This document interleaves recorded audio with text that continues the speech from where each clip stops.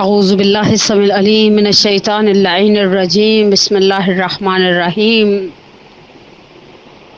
الحمد للہ رب العالمین، والصلاة والسلام علی سیدنا و نبینا و شفیعنا و طبیب نفوسنا مولانا و مولا الکونین نور الثقلین جد الحسن والحسین ابی القاسم محمد اللہم صلی علی محمد والصلاة والسلام علی اہل بیتہ الطیبین الطاہرین المعصومین، لا سیما الامام المنتظر والحجۃ الثانی عشر والعدل المشتہر واللعنۃ الدائمۃ علی اعدائہم اجمعین من الآن الی قیام یوم الدین۔ اما بعد، فقد قال اللہ تبارک و تعالی فی احسن کتابہ وہو اصدق القائلین، بسم اللہ الرحمن الرحیم، والفجر ولیال عشر۔ سب سے پہلے تو پروردگار کا شکر ادا کرتے ہیں کہ اس نے ہماری طہارت نفس کے لیے ہمیں سید الشہداء کے ذکر کی نعمت سے مالا مال کیا۔ سید الشہداء اہل بیت عصمت و طہارت، ان کا ذکر، ان کی یاد کو برپا کرنا، عزاداری ابا عبداللہ الحسین سے وابستہ کیا، سید الشہداء کی یاد سے وابستہ کیا، اور وہ حرارت ہمارے قلوب میں دی کہ جس کے لیے خود معصوم علیہ السلام نے فرما دیا، ان لقتل الحسین حرارتا فی قلوب المؤمنین لا تبردوا ابدا۔ بے شک قتل حسین کے لیے، شہادت سید الشہداء کے لیے مومنین کے دل میں ایک حرارت ہے جو کبھی بھی ٹھنڈی نہیں ہوگی۔ اور یقینی سی بات ہے، سید الشہداء ان کے عظیم ساتھی، جن کے لیے ہم زیارت عاشورہ میں یہ کہہ کر سلام بھیجتے ہیں، بلکہ ہمیں سکھایا گیا کہ اس طرح سے سلام بھیجو، السلام علی الحسین وعلی علی ابن الحسین وعلی اولاد الحسین وعلی اصحاب الحسین۔ سید الشہداء سے اور شہدائے کربلا کے ذکر سے ہمارے اسلامی سال کا آغاز ہے۔ محرم الحرام کا چاند نمودار ہو رہا ہے، نمودار ہو گیا، عصاخانے سج گئے، فرش عزا بچھ گئے، اور اب ہر جگہ پر سید الشہداء کا ذکر ہے، سید الشہداء کی یاد ہے، اور کیوں نہ ہو۔ سید الشہداء کی قربانی اتنی بے مثال اور ایسی بے نظیر قربانی تھی کہ بقول شاعر کے، لو فاطمہ کے لال نے وہ کام کر دیا، گھڑیاں کٹیں گی دین محمد کی چین سے، 56 یا 57 برس، اب بقول شاعر کے 56 برس حسین رہے ہیں رسول سے، محشر تلک رسول رہے گا حسین سے۔ سید الشہداء کی عظمت، سید الشہداء کی قربانی، سید الشہداء کا وہ ایثار، اور سید الشہداء کا وہ کمال صبر کے ساتھ وہ اطمینان، جس کے لیے پروردگار عالم کہتا ہے، یا ایتھا النفس المطمئنہ ارجعی الی ربک راضیۃ مرضیہ۔ وہ نفس مطمئن، وہ حسین، وہ سید الشہداء جو دین محمدی کی بقا تھے۔ ایک عالم دین اپنی کتاب نکتہاز گفتہا میں نقل کرتے ہیں، کہا میں ایک اہل سنت کے عالم سے ملا اور میں نے ان سے کہا کہ مجھے پتہ چلا کہ انہوں نے سید الشہداء کے قیام کے حوالے سے ایک کافی طولانی سینکڑوں صفحات پر مشتمل ایک کتاب لکھی ہے۔ کہا میں نے ان سے پوچھا، اگر آپ سید الشہداء کی اس قربانی کو، اس ایثار کو، اس ہجرت کو خلاصہ کرنا چاہیں تو کتنے صفحوں میں آپ اس کی سمری بنا سکتے ہیں؟ تو کہا صرف ایک جملے میں۔ کہا میں نے تعجب سے پوچھا ایک جملے میں؟ کہا ہاں ایک جملے میں۔ کہا تو وہ کون سا جملہ ہوگا؟ کہا اسلام میں 2 ہی تو ہجرتیں تھیں، الاولیٰ للبناء، پہلی ہجرت وہ تھی جو رسول خدا صلی اللہ علیہ وآلہ وسلم نے مکہ سے مدینہ کی جانب کی، اور یہ دین کی بنیادیں اٹھانے کے لیے ہجرت تھی۔ والثانی، اور وہ جو دوسری ہجرت جو سید الشہداء نے مدینہ سے پہلے مکہ اور پھر مکہ سے عراق کی جانب روانہ ہوئے، کہا للبقاء، دین کی بقا اسی کے اندر، سید الشہداء کی اس ہجرت کے اندر، اس قیام کے اندر، اس سید الشہداء کی اس قربانی کے اندر چھپی ہوئی تھی۔ دین کی بقا ممکن نہیں تھی سید الشہداء کی اس عظیم قربانی کے بغیر، اور پروردگار دین کی بقا کا راز سید الشہداء کی قربانی اور سید الشہداء کے ساتھ سید الشہداء کے جو دیگر اصحاب تھے، بہرحال ان اصحاب کی اپنی ایک عظمت ہے، ان اصحاب کا اپنا ایک مقام ہے، ان اصحاب کا اپنا ایک تاریخ اسلام کے اندر ایک کردار ہے کہ جس طرح سے امام صادق علیہ الصلوۃ والسلام کے جملے ملتے ہیں ان کی عظمت کے اندر، لیکن دین کی بقا کا راز سید الشہداء کی اس انقلاب کے ساتھ وابستہ تھا، اس قیام کے ساتھ وابستہ تھا، اس قربانی کے ساتھ وابستہ تھا۔ تعجب کی بات تو یہ ہے، ہم انشاءاللہ ان مختصر سی مجالس میں سید الشہداء کے کی اس عظیم قربانی اور حسین بقائے دین کے عنوان سے کچھ مختصر سی گفتگو آپ کے ساتھ آپ کی خدمتوں میں آپ کی سماعتوں کی نظر کریں گے انشاءاللہ، کہ سید الشہداء کے قیام کے ساتھ بہرحال اس قیام کی محرکات الگ تھے، ہم محرکات پر بحث نہیں کریں گے، اس قیام کی پیامدیں یعنی عبرتیں الگ تھیں، اور اس انداز میں یہ تاریخ اس انسانیت کے اوپر، صرف تاریخ اسلام پر نہیں، تاریخ انسانیت پر یہ قربانی اس طرح سے جاوداں ہو گئی کہ ناصر ختم رسول، قوت یزداں کے سفیر، تو نے بڑھتے ہوئے طوفان کا رخ موڑ دیا، دست حق نے تیری تصویر بنائی جس سے اسے کچھ نہ بنایا، وہ قلم توڑ دیا۔ حقیقت ہے، وہ قلم توڑ دیا۔ سید الشہداء کی قربانی ایسی تھی، ائمہ اطہار کی زبان بابرکت سے نکلا ہے، لا یومک یومک یا ابا عبداللہ حسین، تمہارے دن جیسا کوئی دن نہیں ہوگا۔ لیکن اس سے پہلے کہ ہم حسین بقائے دین کے حوالے سے کچھ معروضات آپ کے ساتھ، کچھ باتیں آپ کی سماعتوں کی نظر کریں، میرا کچھ عرصے سے، کچھ سالوں سے ایک روش ہے کہ میں جب محرم الحرام کی پہلی مجلس پڑھتی ہوں تو تبرکاً ریان ابن شبیب والی روایت کے کچھ جملے ضرور اپنی مجلس کے اندر بیان کرتی ہوں۔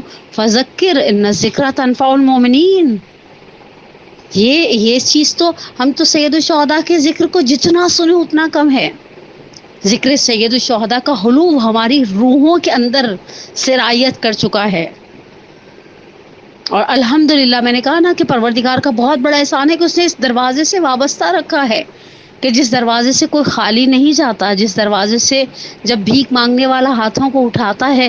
کتنے خوبصورت جملے ہیں تاریخ کے اندر کہ جب کسی شخص نے امام حسن مجتبیٰ علیہ السلام کے سامنے تذکرہ محض کیا کہ حاتم بڑا سخی ہے مولا، امام حسن مجتبیٰ نے علامت سخاوت کو اس کا سوال کیا، کہا اسے اپنے گھر کے 40 دروازے رکھے ہیں، سائل 40 دروازوں پر جاتا ہے، حاتم 40 دروازوں پر عطا کرتا ہے۔ تو امام حسن مجتبیٰ علیہ السلام نے فرمایا میرے بابا نے گھر کا ایک دروازہ رکھا ہے، سائل ایک دروازے پر آ کر طلب کرتا ہے، پھر وہ کسی کے آگے دستے طرف سوال دراز کرنے سے بے نیاز ہو جاتا ہے۔ اور حقیقت ہے سید الشہداء اس عظیم باپ کی عظیم فرزند ہیں کہ جن کے لیے ایک ہی جملہ کافی ہے، بخشی جسے اونٹوں کی قطار ایک گدا تھا، کیا مجھ سے زیادہ وہ گرفتار ولا تھا، ہاتف کی ندا آئی کے محتاج بڑا تھا، دعوائے غلامی اسے کیا مجھ سے سوا تھا، بندی کی طرف چشم عنایت نہیں کرتے، مجرم ہوں میں ایسی کہ حمایت نہیں کرتے۔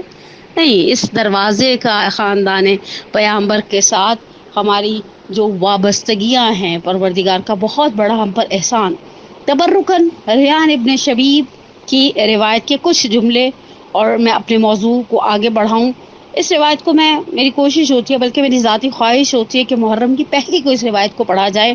بہرحال روایت کو فیمس کتابوں میں اگر دیکھا جائے تو سب سے فیمس کتاب میرا خیال ہے شاید ہمارے پاکستان کے عوام کے اندر نفس المحموم ہے، محدث جلیل القدر شیخ عباس قمی علی اللہ مقامہ کا شاہکار ہے۔ البتہ محدث کے کریڈٹ پر بہت بڑے بڑے کارنامے ہیں، سفینہ جیسے، مفاتیح جیسے، لیکن اس کتاب کی اپنی اپنا ایک حسن ہے کہ جہاں روایات کے کلیکشن میں محدث اس کتاب کو لے کر آتے ہیں، اس روایت کو لے کر آتے ہیں کہ ریان ابن شبیب کہتے ہیں کہ میں محرم الحرام کی پہلی تاریخ کو ثامن الحجج علی ابن موسیٰ الرضا علیہ السلام کی خدمت میں حاضر ہوا، تو آپ نے مجھ سے فرمایا اے ابن شبیب روزے سے ہو؟ میں نے کہا نہیں۔ فرمایا آج وہ دن ہے جس دن زکریا نے اپنے پروردگار سے دعا مانگی اور کہا کہ مجھے ایک پاک نسل عطا فرما، کیونکہ تو دعا کو سننے والا ہے، تو خدا نے ان کی دعا قبول کی۔ فرشتوں کو حکم دیا کہ محراب عبادت میں مشغول زکریا کو جا کر کہہ دے، خداوند متعال تمہیں یحییٰ کی بشارت دیتا ہے، جو شخص آج کے دن روزہ رکھے اور اس کے بعد بارگاہ الہی میں دعا کرے کہ خداوند متعال اس کی دعا کو قبول کرتا ہے، جیسے اللہ عز و جل نے زکریا کی دعا کو قبول کیا۔ یعنی بہرحال ایک ریکمنڈیشن تو ہے اول ماہ محرم میں روزہ رکھنے کی۔ کہا کہ اس کے بعد فرمایا یہ اپنا شبیب، اب یہاں پر امام رضا علیہ السلام جو بیان کر رہے ہیں وہ الفاظ سید امام رضا سامن الحجت سے ہمارے پاس حدیث سلسلۃ الذہب جیسی مشہور روایت ہے، جسے بہرحال جس کے حوالے سے بہت تاکیدات ہیں، جس کے حوالے سے بہت گفتگو کی جاتی ہے منابر سے، لیکن امام رضا کی یہ روایت بھی اس قدر خوبصورت روایت ہے، ایسی مطالب کے ساتھ بھری ہوئی روایت ہے کہ جس روایت کو جتنی دفعہ پڑھا جاتا ہے انسان اس روایت کو سن کر، اس روایت کو پڑھ کر ایک روحانی مسرت، ایک روحانی سکون کا احساس کرتا ہے۔ امام فرماتے ہیں جب نشبیب کہ یہ بے شک محرم وہ مہینہ ہے کہ ماضی میں جب دور جاہلیت تھا، ما قبل اسلام کی بات امام رضا علیہ السلام فرما رہے ہیں کہ لوگ اس مہینے کے احترام میں قتل و غارت کو حرام جانتے تھے، یعنی یہ حرام مہینوں میں سے تھا، جن 4 مہینوں میں عرب قتال کو روک دیا کرتے تھے ان میں سے ایک مہینہ محرم کا مہینہ تھا۔ امام علی مقام ریان ابن شبیب سے فرماتے ہیں کہ حرام جانتے تھے اس مہینے کے احترام میں قتل و غارت کو، لیکن اس امت نے نہ اس مہینے کا احترام کیا، نہ پیغمبر اکرم صلی اللہ علیہ وآلہ وسلم کا احترام کیا۔ کس قدر حیف ہے، کس قدر دل جلا دینے والی بات ہے۔ سید ابن طاؤس علیہ الرحمہ ہماری جانیں قربان ہو جائیں، مکتب تشیع کے اس درخشاں ستارے پر اللہو فی قتل العطوف کے اندر نقل کرتے ہیں دربار یزید کی میں موجود سفیر روم کے اس جملے کو کہ جب اس نے یزید سے پوچھا کہ یہ کس کا سر ہے، تو کسی نے اسے جواب دیا کہ یہ حسین ابن علی کا سر ہے۔ کہا اس کے اور تمہارے نبی کے درمیان کتنی نسلوں کا فاصلہ ہے؟ کہا صرف 1 ماہ کا فاصلہ ہے۔ یہ ہماری رسول کی بیٹی کا بیٹا ہے، فرزند رسول، نواسے رسول ہیں۔ کہا وائی ہو تجھ پر، میرے اور ہماری قوم کے نبی کے درمیان 70 نسلوں کا فاصلہ ہے، ابھی بھی لوگ احترام کرتے ہیں۔ تم نے ایک واسطے کے بعد احترام روا نہیں رکھا، جس بے حرمتی اور جس حد کے حرمت کی طرف امام علی ابن موسیٰ رضا اشارہ فرما رہے ہیں، اور فرمایا کہ نہ امت نے اس مہینے کا احترام رکھا، نہ امت نے پیامبر کا احترام کیا۔ اس مہینے میں پیامبر اکرم کی اولاد کو قتل کیا، ان کی خواتین کو اسیر بنایا۔ بہت ہی سخت تکلیف دہ چیز ہے یہ خواتین کی اسیری۔ واقعی یہ ایک ایسی مصیبت ہے جو خاندان پیامبر کے لیے بہت ہی زیادہ مصیبت بار تھی۔ بالآخر شہادت تو کرامت تھی، وراثت تھی اس خاندان کی، لیکن یوں خواتین کا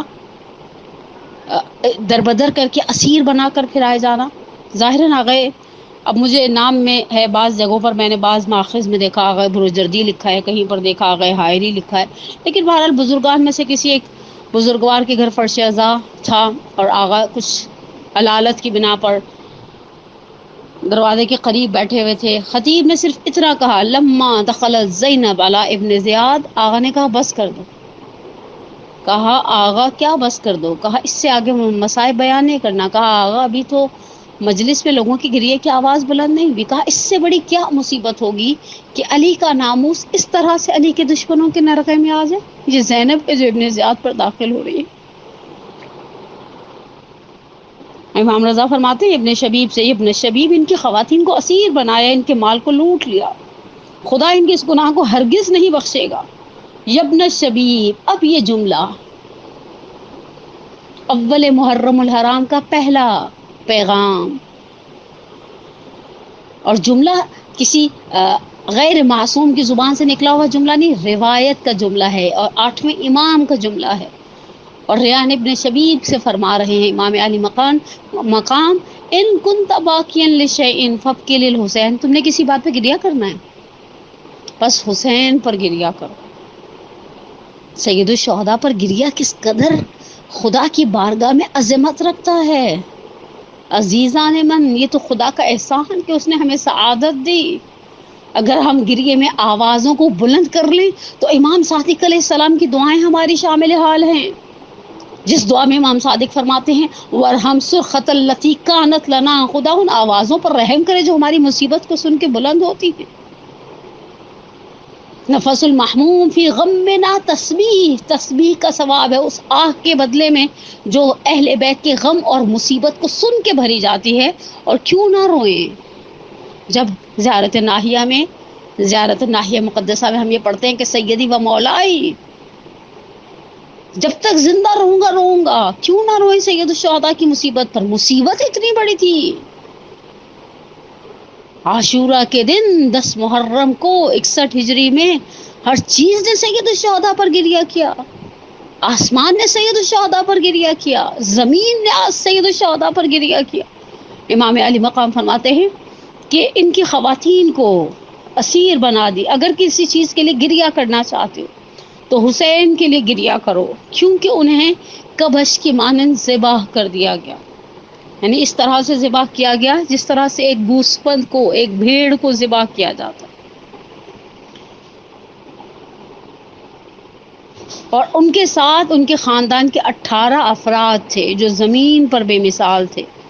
امام علی مقام فرماتے ہیں 7 آسمانوں نے ان کے لیے گریہ کیا، زمین نے ان کے لیے گریہ کیا، اور جب آپ کی مدد کے لیے 4000 فرشتے زمین پر اترے اور دیکھا کہ امام حسین شہید کر دیے گئے ہیں، یہ ملائکہ آپ کی قبر پر پریشان اور خاک آلود ہیں اور قائم آل محمد کے ظہور تک اسی حالت میں ہوں گے۔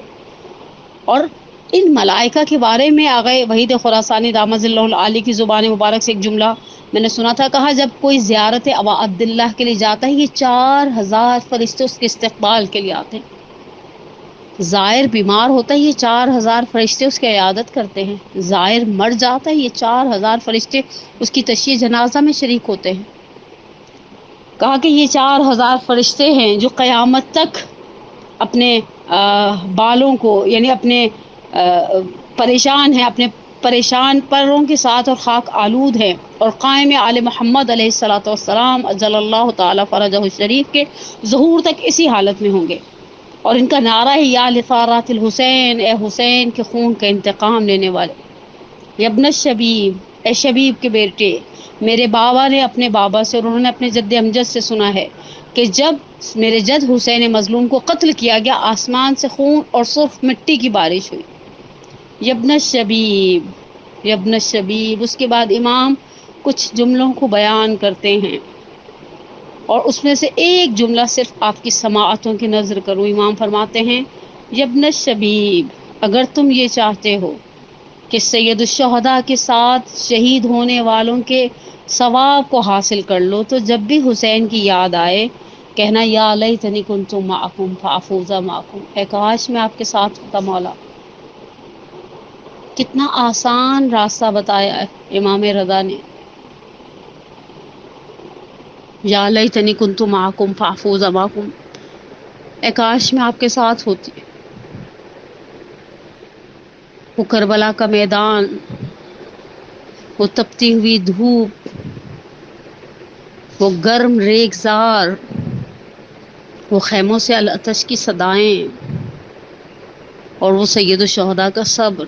میرا سلام ہو صبر سید الشہداء پر، ہم سب کا سلام ہو صبر سید الشہداء پر۔ سید الشہداء محرم کا چاند نمودار ہو گیا، ہم آپ کی یاد کو منانے کے لیے، گرچہ آپ کی یاد ہمارے دلوں میں ہے، ہم آپ کی یاد سے ہمارا مومن کا دل کبھی سید الشہداء کی یاد سے خالی نہیں ہوتا۔ یہ آپ کی یاد ہے جو ہمارے لیے سب سے بڑی تسلی ہے۔ ہم سب جانتے ہیں کہ ہم اپنی مصیبتوں میں ابا عبداللہ آپ کی مصیبت پر روتے، اور آپ کے لیے بہائے ہوئے آنسو ہمیں ایک خزانے کی مانند لگتے ہیں۔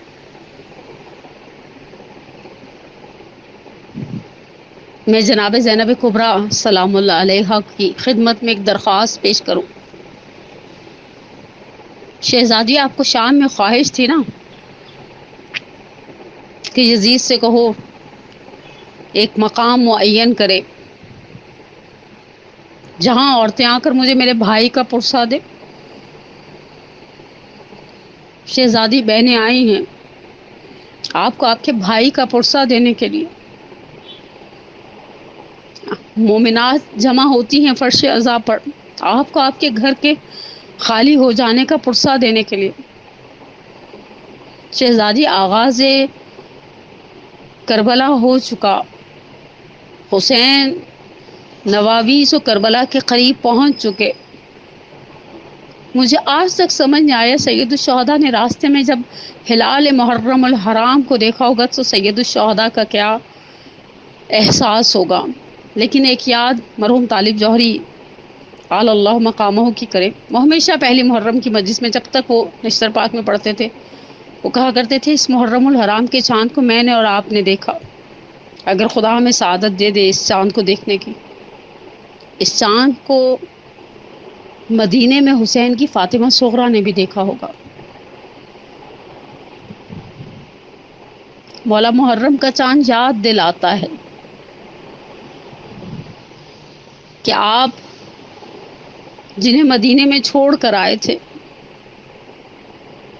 وہ کس طرح سے آپ کی یاد میں بے قرار تھے.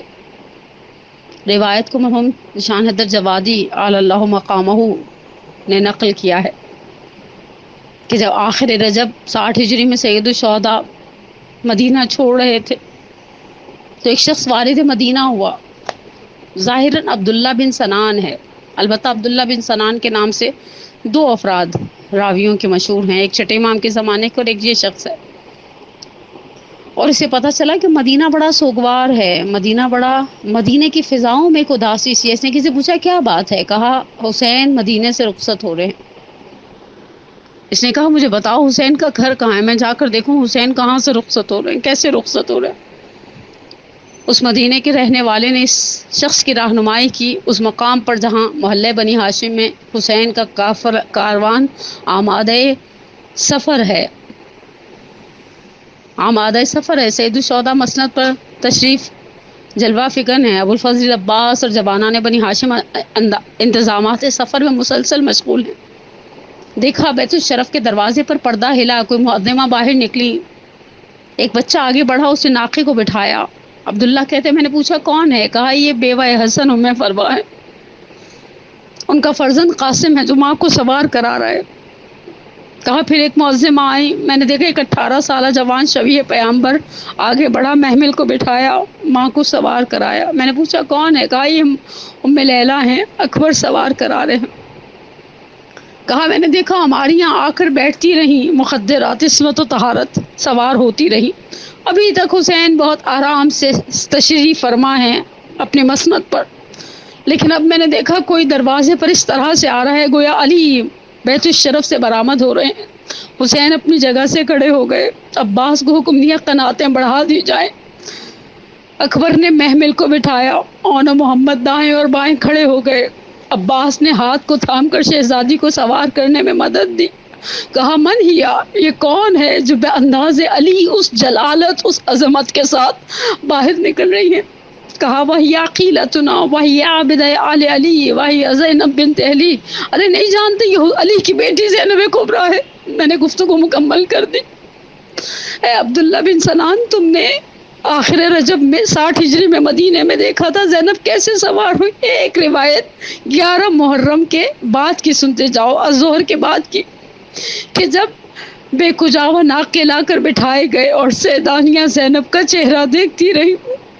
زینب نے بھابھیوں کو سوار کرایا بہنوں کو سوار کرایا ماں کی کنیز فضہ کو سوار کرایا سید سجاد کو سوار کرایا اور آخر میں علی کی بیٹی ناقے کی جانب نہیں بڑھی ترائی کی جانب بڑھی. حمید ابن مسلم ازدی کہتا ہے میں جاننا چاہتا تھا کسے آواز دیتی ہے. شاید حسین کو آواز دے شاید بیٹوں کو آواز دے. جب ماں بیٹوں کے ساتھ سفر کرتی ہیں بیٹے بڑا خیال رکھتے ہیں. لیکن میں نے دیکھا علی کی بیٹی زیر لب ایک ہی لفظ بار بار دہراتی ہے یا اخی ابوالفضل عباس. اٹھو عباس بہن واقف ہے. بازار نہیں. وسيعلم الذين ظلموا أي منقلب ينقلبون. نسألك الله ونتوك باسمك العظيم الأعظم العز الجل الأكرم. اللهم إني أسألك بحق فاطمة وأبيها وبعلها وبنيها وسر المستودع فيها أن تصلي على محمد وآل محمد. پروردگارا یا رب الحسین اشفی صدر الحسین بظہور الحجہ. پروردگار ہماری سب سے بڑی حاجت ہمارے ولی کے ظہور میں تعجیل فرما. پروردگارہ سید الشہداء اور شہداء کربلا کی اس عظیم قربانی کے صدقے میں عالم اسلام کو، عالم انسانیت کو اس کووڈ-19 کی وبا سے نجات عطا فرما. ہمارے بیماروں کو شفاء عاجلہ و کاملہ عطا فرما. ہمارے پریشان حالوں کی پریشانی کو دور فرما. ہمارے پہ اولادوں کو اولاد عطا فرما. ہمیں ہمارے والدین کے لیے، ہماری اولاد کو ہمارے لیے باقیات الصالحات میں سے قرار دے. پروردگار آغاز محرم ہے، آغاز ذکر سید الشہداء و یاد سید الشہداء. سید الشہداء کے صدقے میں ہمارے تمام مرحومین، الخصوص میں اپنے مرحوم والدین کے لیے دعا گو. پروردگارہ تجھے کسی کی آنکھ سے نکلا ہوا ایک آنسو کا قطرہ پسند آ جائے، ان کی کبیرہ صغیرہ گناہوں کو معاف فرما. ان کی قبروں پر بہشت برزخی کے باغوں میں سے ایک باغ قرار دے. ہمیں ہمارے والدین کے لیے، ہمارے بچوں کو ہمارے لیے باقیات الصالحات میں سے قرار دے. ہم سب کا خاتمہ بالایمان فرما. ربنا تقبل منا انک انت السمیع العلیم. آمین یا رب العالمین.